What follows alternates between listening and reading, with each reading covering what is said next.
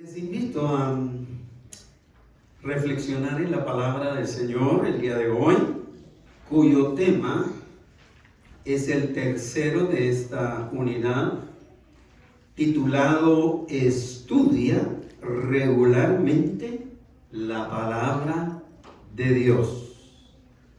Estudia regularmente la palabra de Dios. Basada en la segunda carta del apóstol Pablo a Timoteo, capítulo 2, versículos 14 a 19 y luego 22 al 26. Pasaje que lee de la siguiente manera, empezando con el versículo 14 de segunda Timoteo capítulo 2. Recuérdales esto, exhortándoles delante del Señor a que no contiendan sobre palabras, lo cual para nada aprovecha, sino que es para perdición de los oyentes. Procura con diligencia presentarte a Dios aprobado, como obrero que no tiene de qué avergonzarse, que usa bien la palabra de verdad, mas evita profanas y vanas palabrerías, porque conducirán más y más a la impiedad. Y su palabra carcomerá como gangrena, de los cuales son Himeneo y Fileto, que se desviaron de la verdad diciendo que la resurrección ya se efectuó, y trastornan la fe de algunos. Pero el fundamento de Dios está firme, teniendo este sello: conoce el Señor a los que son suyos, y apártese de iniquidad todo aquel que invoca el nombre de Cristo. Huye también de las pasiones juveniles, y sigue la justicia, la fe, el amor y la paz, con los que de corazón limpio invocan al Señor. Pero desecha las cuestiones necias e insensatas, sabiendo que engendran contiendas.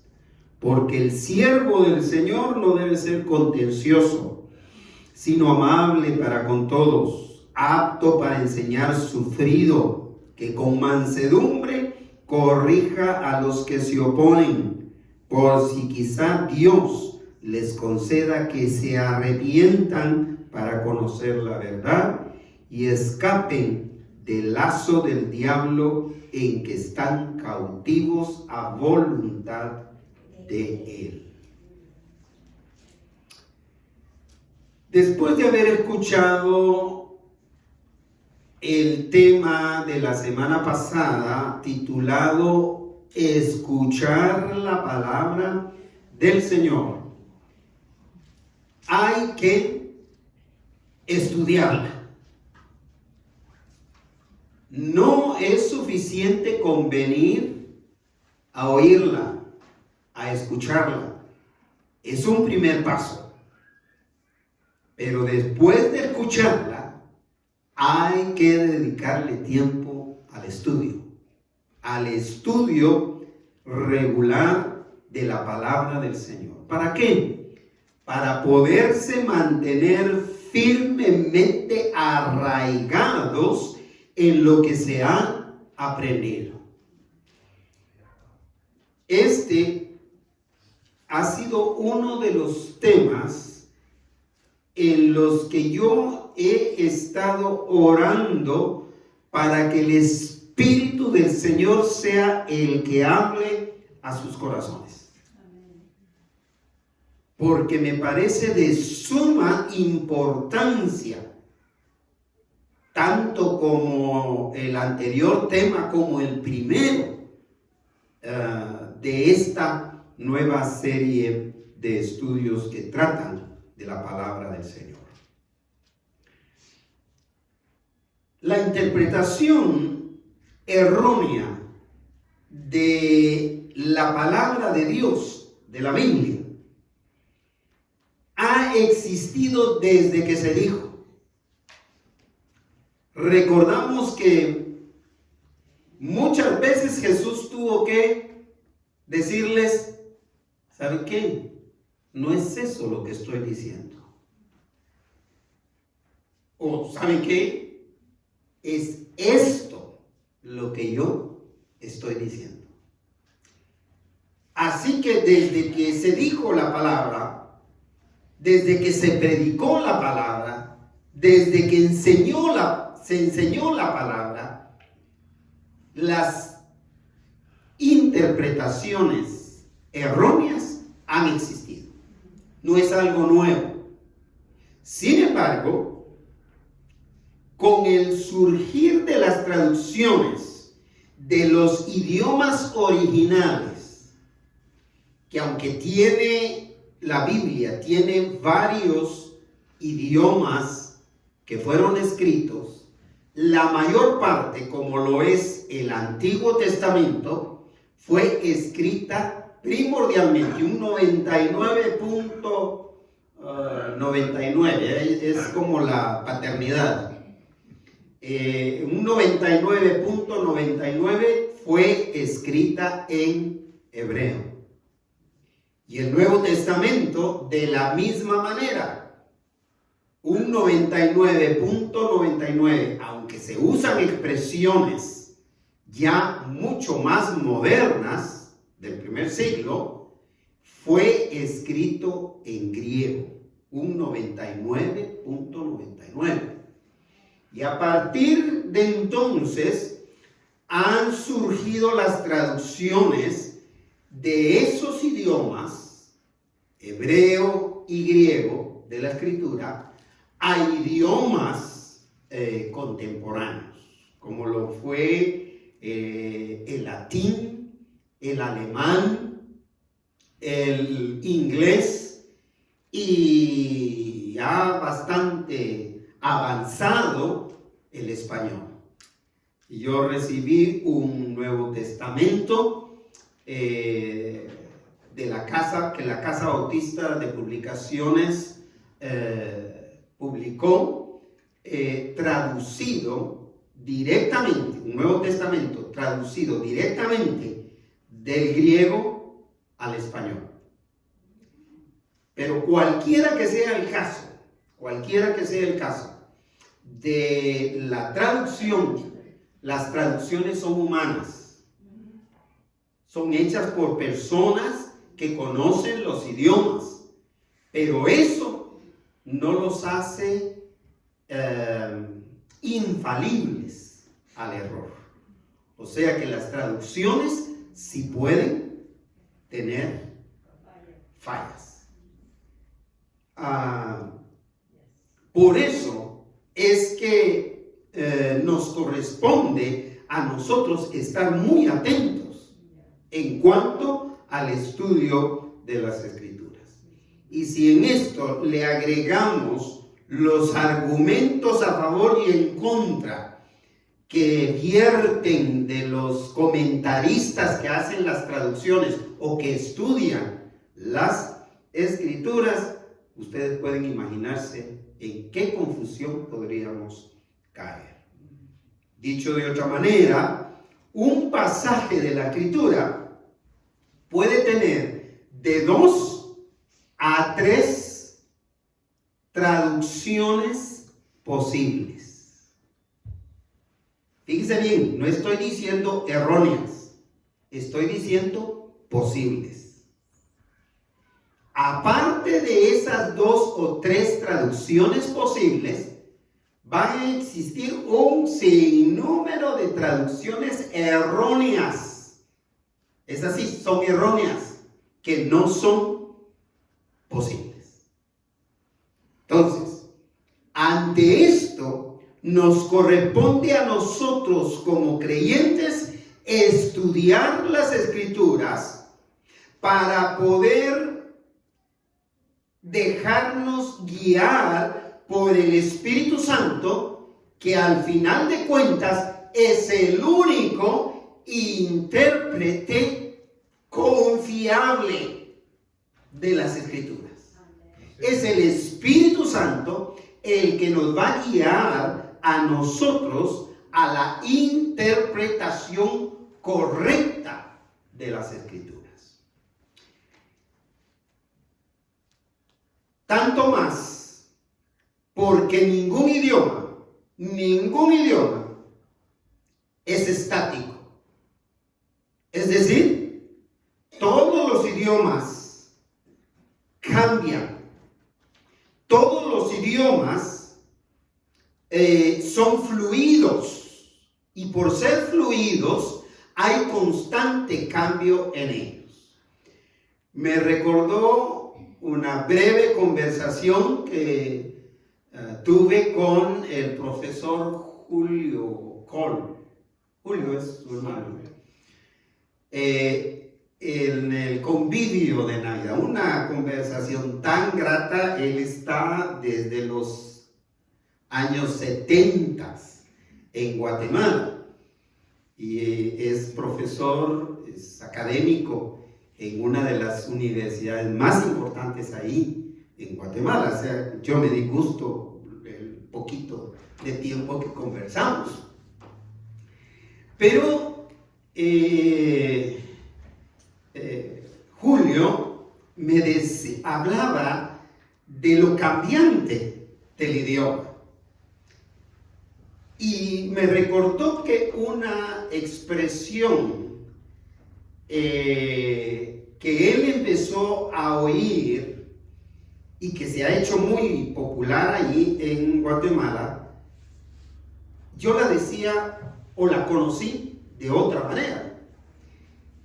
En Guatemala se usa la palabra, el término calidad. Y si usted lo va a decir en guatemalteco, usted dice calidad usted. Para decir, esto sí es realmente bueno. Excelente. Calidad usted. Pero en los 70, ¿sabe cómo se decía? Calidad usted. En mi tiempo. ¡Qué chilero está! Así. Viene echando chile. Yo no sé de dónde.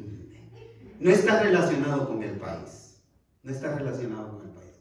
Pero qué chilero. ¿Y qué chilero? Hoy llego yo a Guatemala y ya no se usa el término chilero.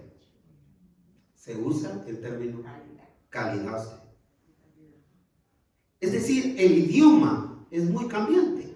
Y debido a eso, cuando se traduce de un idioma a otro, vamos a encontrarnos con que se requiere un estudio más profundo.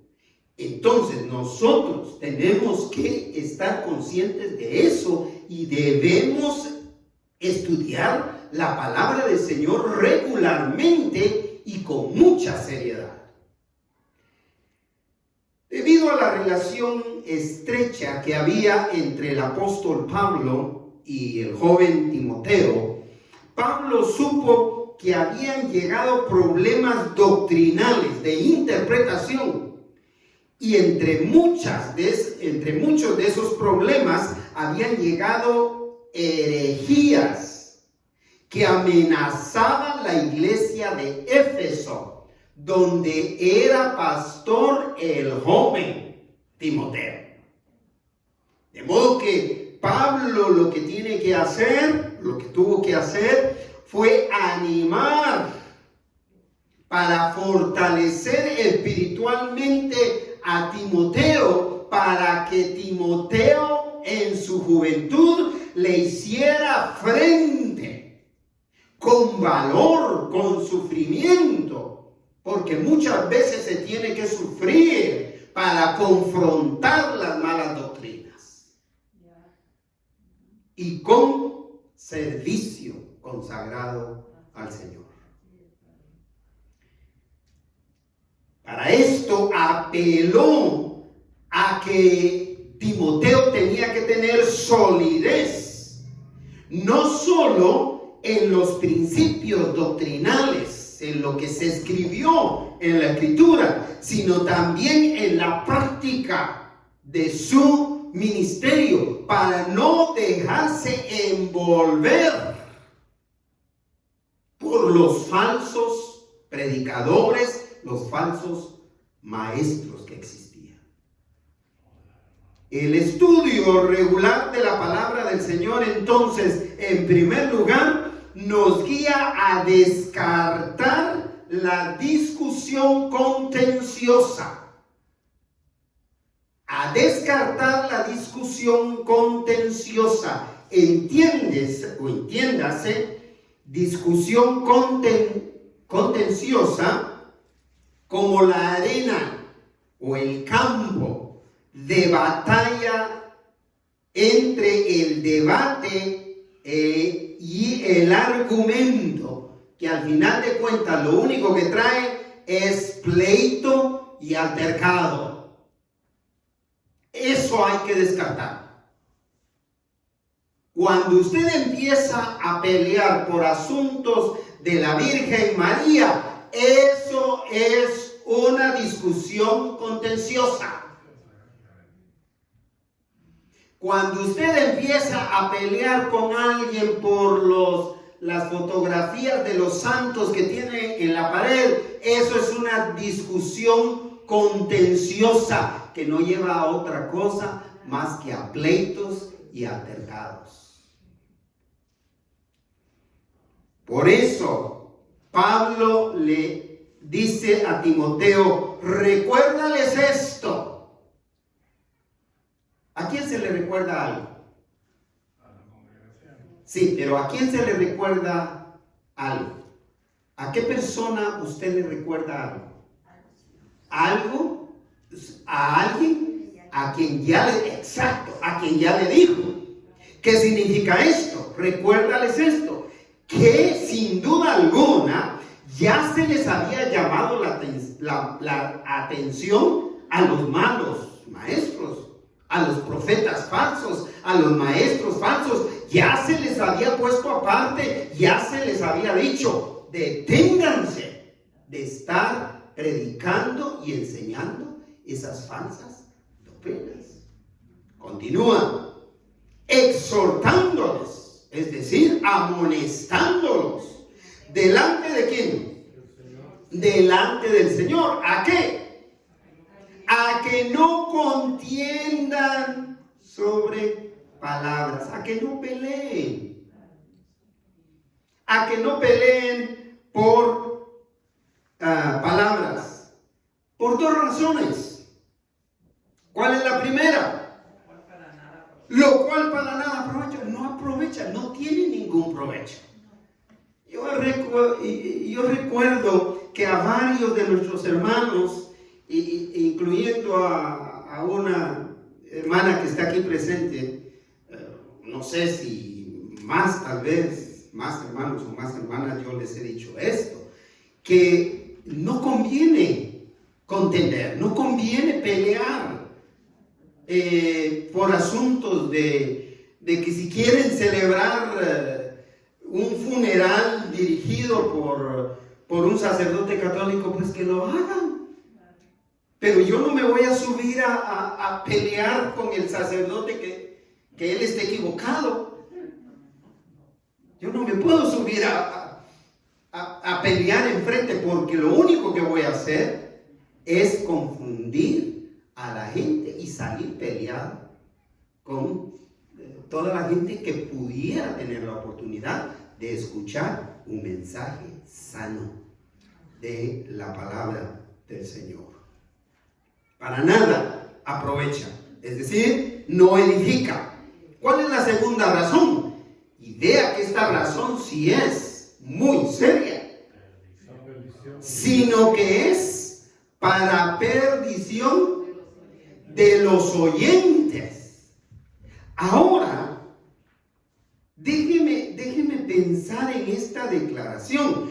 No era solamente para la ruina de la iglesia, de los creyentes, de los cristianos, de los hermanos y hermanas de la iglesia de Éfeso, porque sí empezaba por ellos.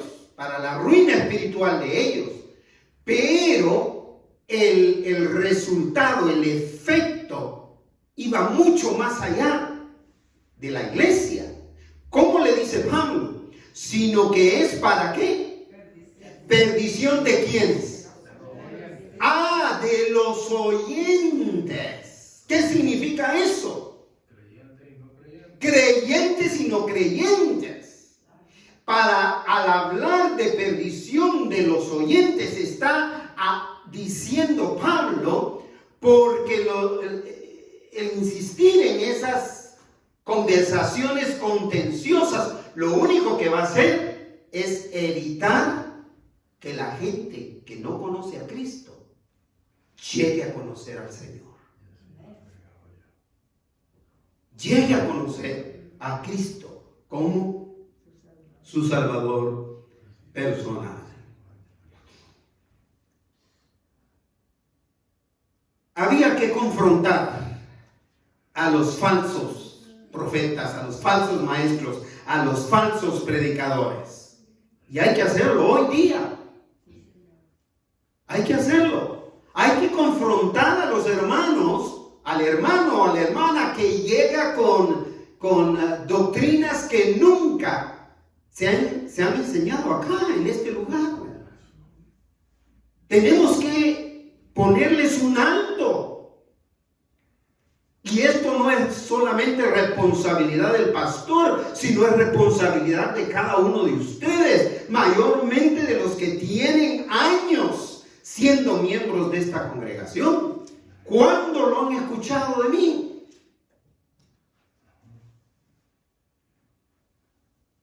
Había que confrontarlos de inmediato para evitar la perdición de muchas personas que escuchan. ¿Saben por qué, hermanos? Y esto era lo que yo oraba precisamente, que el Espíritu de Dios sea el que hable a nuestros corazones de la importancia de estudiar la palabra con regularidad. Porque las mentiras son tan atractivas, mucho más atractivas que la verdad. Es impresionante cómo una mentira atrae tanta gente.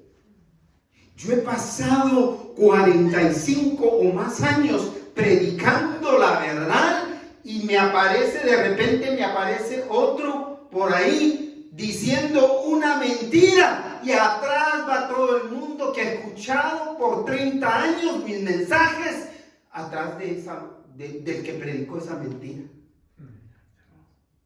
Porque las mentiras son atrayentes. Las mentiras atraen. Pablo, en su preocupación, se dirige particularmente a Timoteo, amonestándolo a que hiciera todo lo posible por ser un obrero aprobado por Dios. Cuando tú escuchas a un falso maestro, a un falso predicador, a un falso profeta, procura buscar la aprobación de Dios. Que esto sea en lo que tú te enfocas o te enfoques, en buscar la aprobación de Dios. Le dice Pablo a Timoteo, versículo 15 en su primera parte. 3 palabras inicia el versículo 15. Procura con diligencia, es decir, deprisa, con cuidado y de manera seria. ¿Qué cosa? Presentarte a Dios como obrero. ¿Cómo? Obrera. Que no tiene de qué avergonzarse. Tenemos que poner la aprobación de Dios en todo lo que hacemos o en todo lo que decimos como la prioridad número 1. Antes de empezar a enseñar falsedades, busquemos que Dios nos está aprobando en todo lo que hacemos y en todo lo que decimos. Busquemos la aprobación de Dios. Por eso es que Pablo le dice a Timoteo: procura con diligencia presentarte a Dios aprobado como obrero, como obrera, que no tienen de qué avergonzarse. Y el requisito principal del buen obrero o de la buena obrera, ¿cuál es? Según este versículo 15, en su segunda parte. Que usa bien la palabra del Señor. Ese es el requisito. Que usa bien la palabra de verdad. Si yo estuviera en su lugar, ¿sabe cuál sería la pregunta que yo le haría al predicador? A ver si usted piensa como yo o actúa como yo.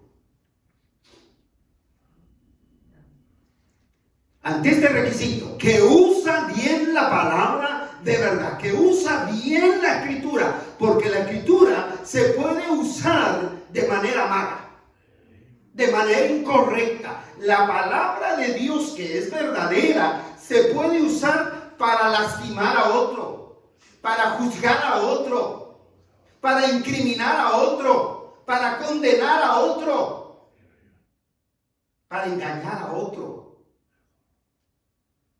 Que usa bien la palabra de verdad.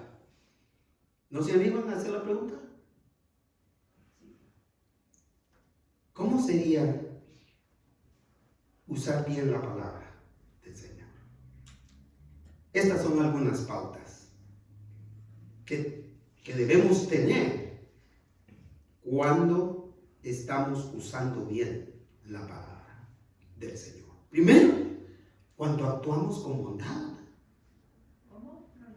Cuando actuamos con bondad, esa es una pauta de que estamos usando bien la palabra.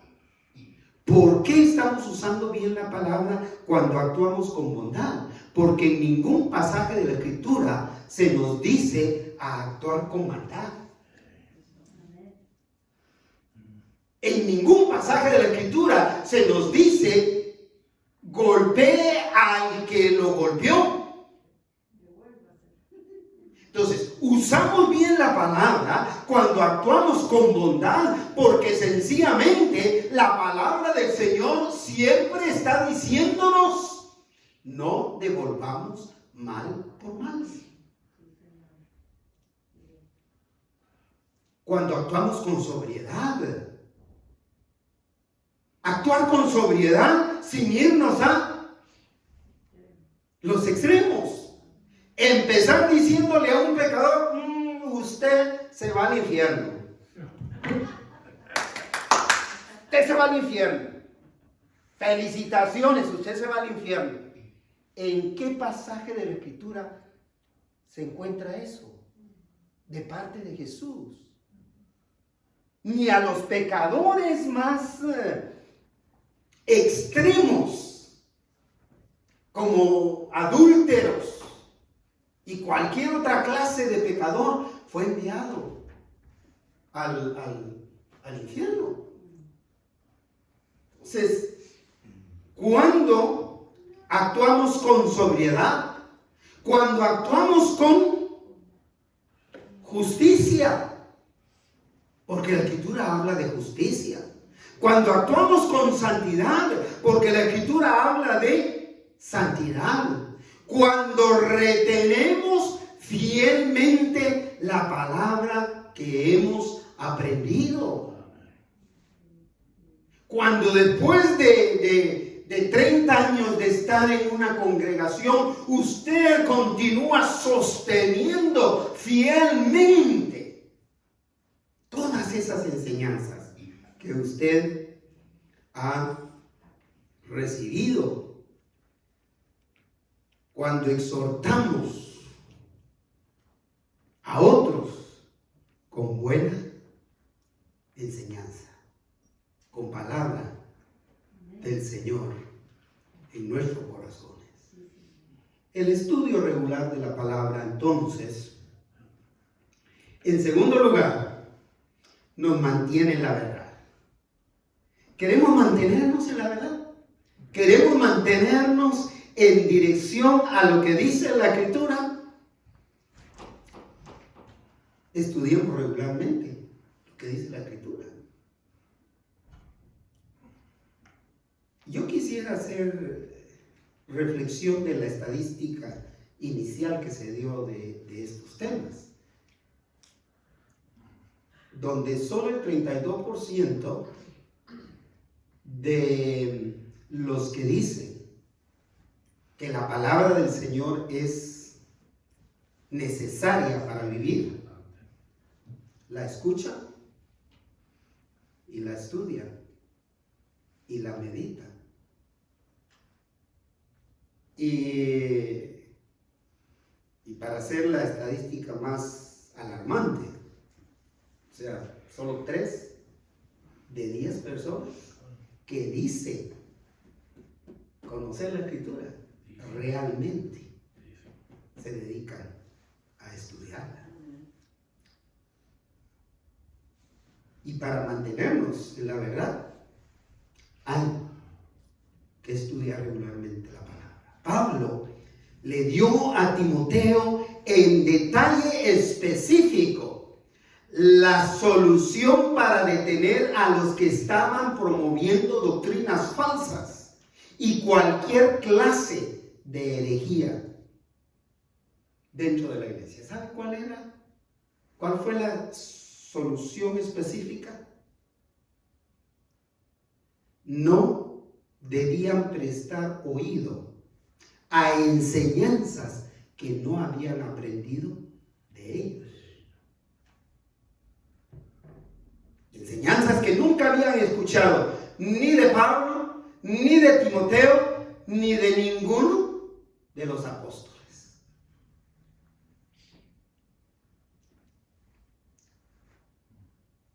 Versículo 16 dice: mas evita profanas y vanas palabrerías. Hay que evitar profanas palabrerías. ¿Qué significa profanas? Significa procedente de la naturaleza humana del mundo. La mayoría de falsas doctrinas proceden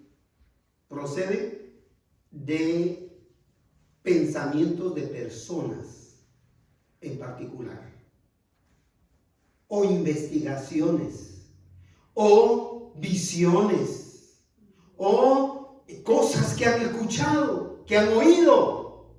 No proceden de la palabra. Proceden de lo que han oído, de lo que han escuchado, de lo que han visto en visión o de lo que han tenido en sueños. Hay que evitar aquello que procede de fuera de la palabra del Señor. Dice, mas evita profanas y ¿qué? Vanas palabrerías. ¿Y qué significa vano? Vacío, exactamente, vacío. No hay nada de sustento espiritual en vanas palabrerías. Y da la razón por qué hay que evitarlas. Para mantenernos en la verdad, es que hay que evitarlas. Porque dice, vea la tragedia. ¿Y qué significa eso? Porque conducirán más y más a la impiedad.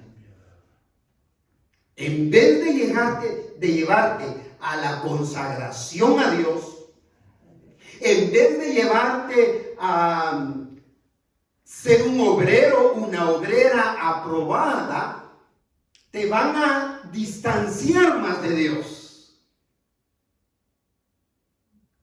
Esto era realmente un problema serio que estaba confundiendo a muchos en la congregación en Éfeso. Había muchos que estaban confundidos y trastornados, dice el apóstol Pablo, con su fe. Había que evitar todas las teorías mundanas, que eran muchas en ese entonces, y que siguen siendo muchas hoy día. Porque si no lo hacían, terminarían alejándose de Dios al punto de sentir desprecio por Dios y todo lo que tiene que ver con Dios. A ponerse en un plano de hostilidad contra Dios. Porque la impiedad es lo opuesto completamente a Dios. Las palabras de los falsos maestros, entonces, está por más decirlo, son sumamente peligrosas. Porque producen confusión y engaño a los creyentes, especialmente a los que consideran que no necesitamos estudiar la palabra del Señor, que fue el primer tema. Siguiendo, si considero que no necesito la palabra del Señor para crecer o vivir espiritualmente, entonces tampoco voy a sentir la necesidad de escucharla. De escucharla. A veces nos perdemos en cualquier otra cosa y no podemos escuchar lo que el Señor está hablando a nuestro corazón. Nos perdemos en las preocupaciones de la vida. Nos perdemos incluso nos perdemos en las responsabilidades de la congregación en sí. Y esto me recuerda a mi tío, por parte de mi mamá, el mayor de ellos, que tomaba cuidado no solo de sus hermanos, incluyendo a mi mamá, que era una de las menores, sino también de sus sobrinos. Y con él frecuentábamos mucho la iglesia católica. Él era muy católico y era católico profesante. Y siempre me llamó la atención, cuando digo católico profesante, estoy diciendo que él no había domingo que no fuera a escuchar su misa, pero había algo especial en él en relación con ir a escuchar la misa. Cuando pasaba por nosotros, nos invitaba a ir a la iglesia, nos decía, bueno, vamos a ir a la iglesia, vamos a ir a misa de 6 de la mañana y después de la misa los voy a llevar a comer tamales. Porque ahí en la iglesia había un restaurantito pequeño donde vendían tamales. Y un tamal de desayuno, imagínense, era la cosa más deliciosa. Dábamos cualquier cosa, así que si había que ir a escuchar media hora, íbamos a escuchar media hora, no había problema. Pero cuando llegaba tarde a escuchar la misa, decía, mis hijos, hoy no hay tamales, sino hasta que escuchemos la otra misa. ¿Sabe cuál era la razón? Y él decía, porque si tú llegas a escuchar la misa después de que han leído, solo leído, y han dado una corta explicación del Evangelio, te pierdes todo. Eso tenían las misas en ese entonces. Ahora yo creo que ha de ser igual. Tengo muchos años de no ir, pero en ese entonces había una porción del Evangelio que era leída en la misa. Y había una corta explicación. Y mi tío decía, si yo me pierdo la lectura del Evangelio y esa mínima explicación, yo no recibí nada. ¿Cuántas veces ha pensado usted así? En relación con la predicación de la palabra.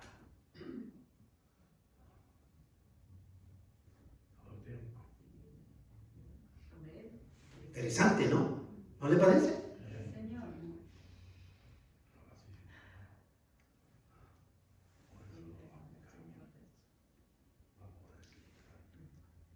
Y después de escucharla, no podemos ir satisfechos y contentos con que solo escuchamos. Necesitamos dedicarle tiempo al estudio. Lo voy a decir de una vez. Les invito a que examinen y estudien todas las lecturas bíblicas del boletín. Y el próximo domingo yo les voy a hacer una prueba. ¿Se somete a eso? Muy bien. No descuide las lecturas bíblicas en relación con todo lo que diga ahí. Ahorita no se ponga a estudiar. Sígame escuchando. Sígame escuchando que le voy a dar unas pautas importantes.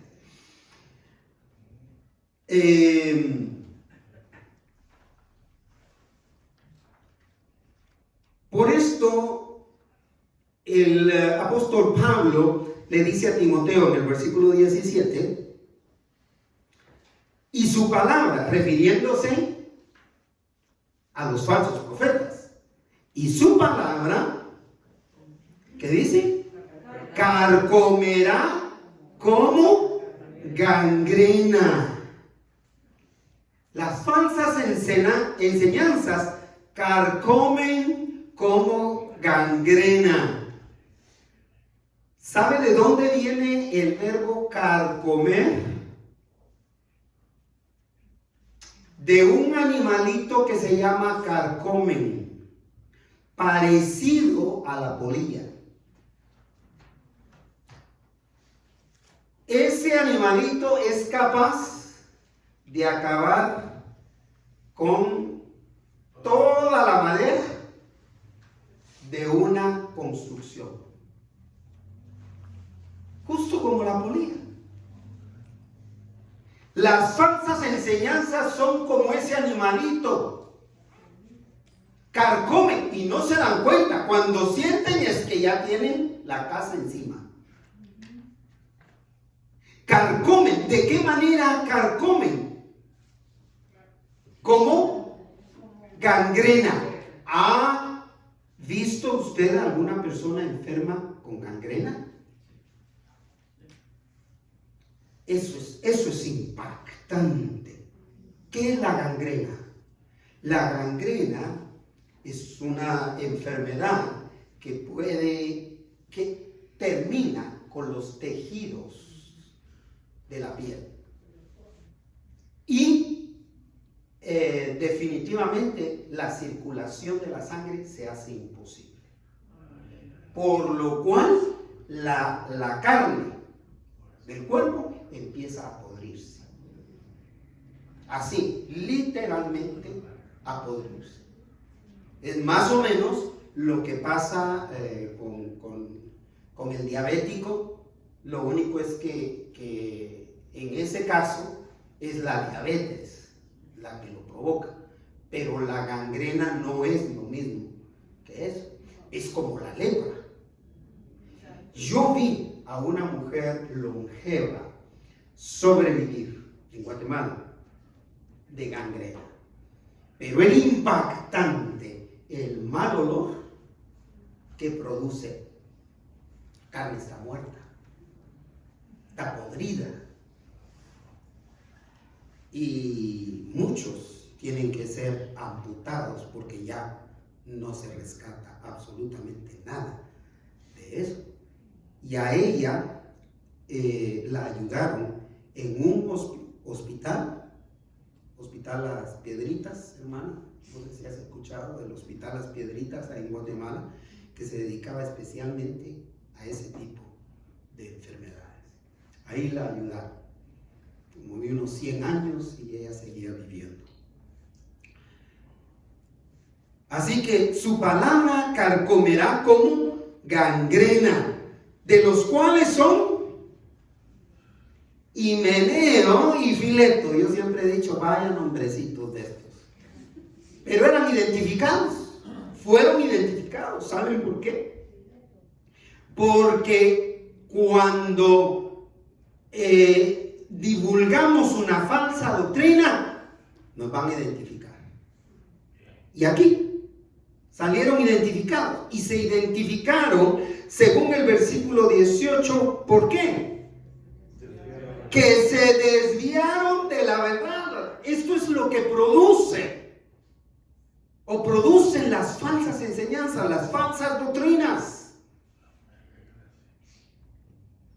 Se desviaron de la verdad diciendo ¿qué cosa? Que la resurrección ya se había efectuado. Es decir, que si imaginan ustedes que en ese primer siglo ya la resurrección la resurrección de los muertos en general había pasado, ¿qué esperamos nosotros? Pero ¿de quién habíamos escuchado ellos eso? Ni de Pablo, ni de Timoteo, ni de ninguno de los apóstoles, ni de Cristo Jesús. De Himeneo y Fileto.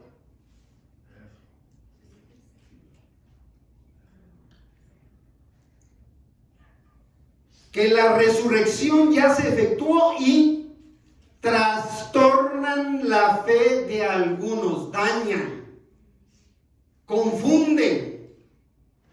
Las falsas enseñanzas dañan a la iglesia, trastornando la fe de los que prestan sus oídos a esas enseñanzas que no aprendieron jamás en su congregación. Lo que nos mantiene en la verdad entonces es el estudio regular de la palabra del Señor, porque nos aparta de la iniquidad. Versículo 19.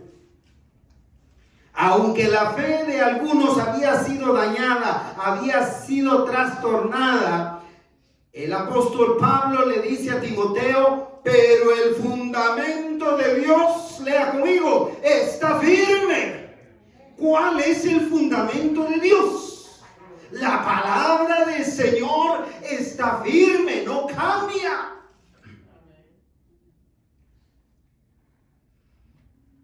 Lo que cambia son las interpretaciones de gente que agrega sus propios pensamientos o sus propias conclusiones a través de haberla recibido por visiones que no están respaldadas por la Escritura.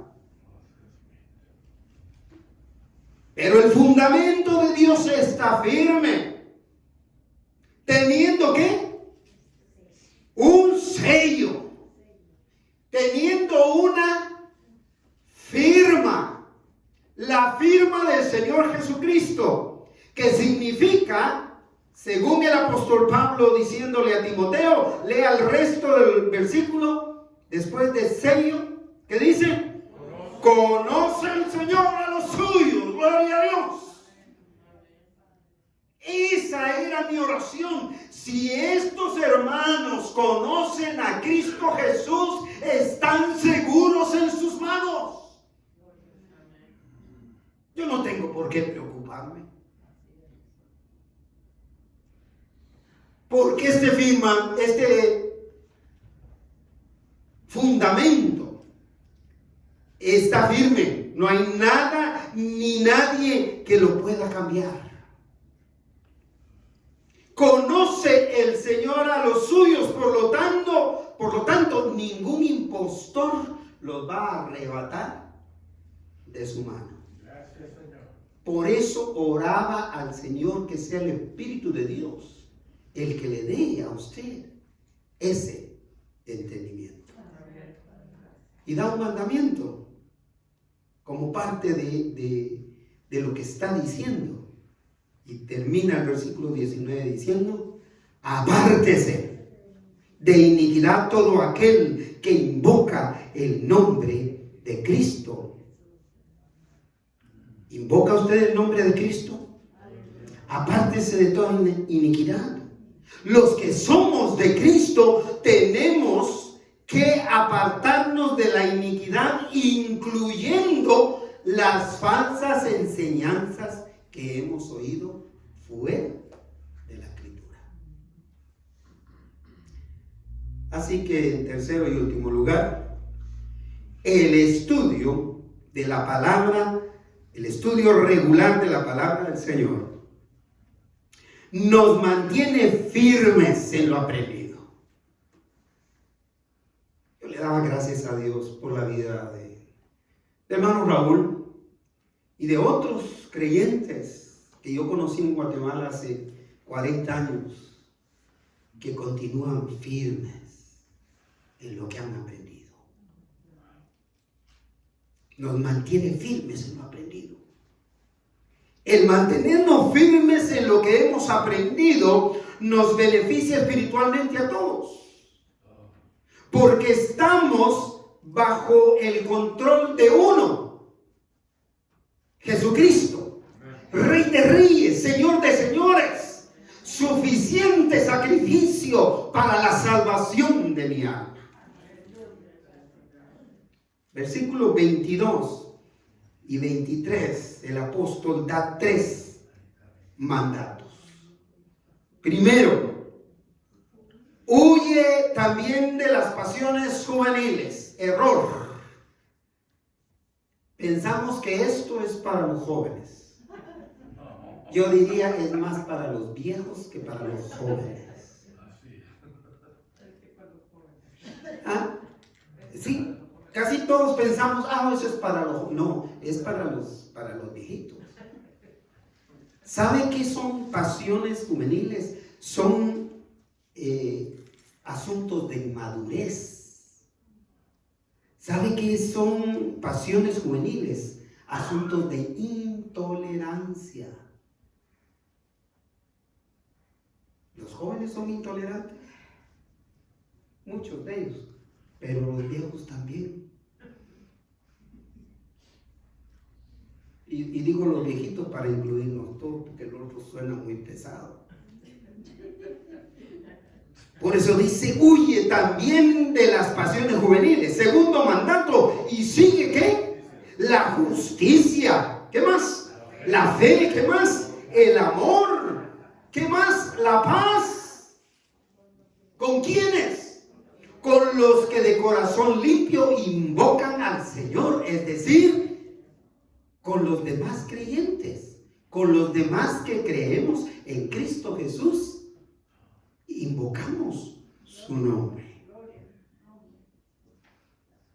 Y termina con el tercer mandato en el versículo 23, diciendo, pero desecha, descarta, quita, para mantenerte firme en lo aprendido, desecha ¿qué?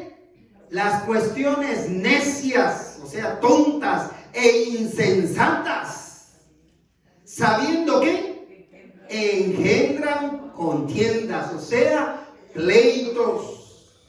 Para mantenernos firmes en lo que hemos aprendido, hay que dejar de lado todas las tonterías e insensateces que provocan pleitos, que provocan disputas, que provocan conflictos, que provocan divisiones. El estudio regular de la palabra de Dios nos mantiene firmes en lo aprendido porque nos hace participantes activos del reino de Dios, no pasivos, sino activos. Versículo 24 y 25, porque el siervo del Señor no debe ser contencioso, o sea, peleonero, conflictivo, sino que debe ser amable para con todos. ¿Apto para qué? Apto para enseñar. Sufrido. ¿Por qué sufrido? Porque a veces tenemos que sufrir la inconformidad de otros, el disgusto de otros. Entonces tenemos que ser sufridos. Versículo 25, que con mansedumbre ¿qué? Corrijan a los que se oponen, a los que están en contra, de los que están en contra y en contra de los que están a favor, como decía ese anuncio de chicles en Guatemala. ¿Y para qué hay que corregir con mansedumbre? Lea al final del verso. Por si quizá Dios les corrija y les conceda que se arrepientan para conocer la verdad, para seguir en la verdad, para mantenerse en la verdad. Los que se oponen tienen que ser tratados con humildad. Tienen que ser tratados con amabilidad, mostrándoles el gran amor de Dios que es suficiente para perdonar nuestros pecados. No hay nada más que hacer.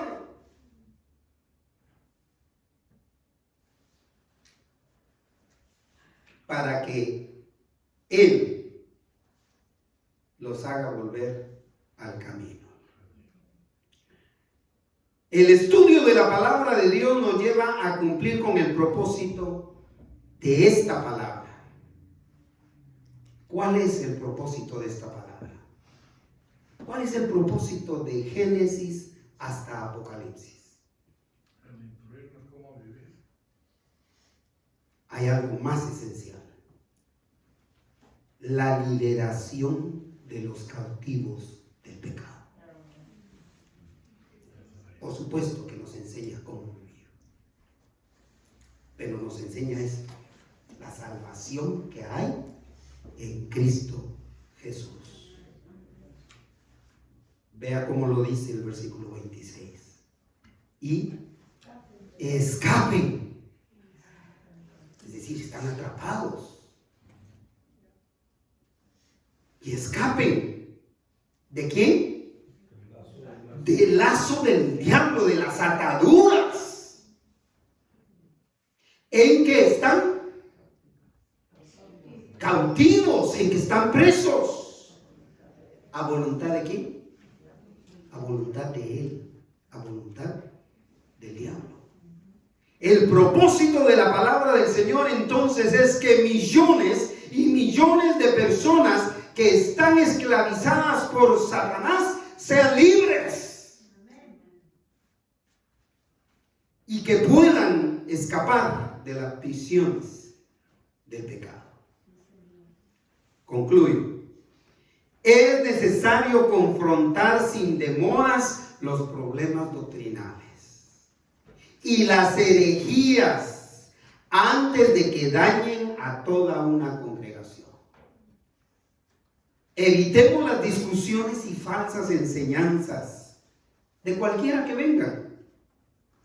Y pidamos a Dios sabiduría para estudiar regularmente su palabra, porque en ella encontramos la vida eterna al creer en Jesucristo. Por eso, una vez más, estimado amigo, estimada amiga, abra su corazón, reciba a Jesucristo como su Salvador personal. Pídale perdón por sus pecados,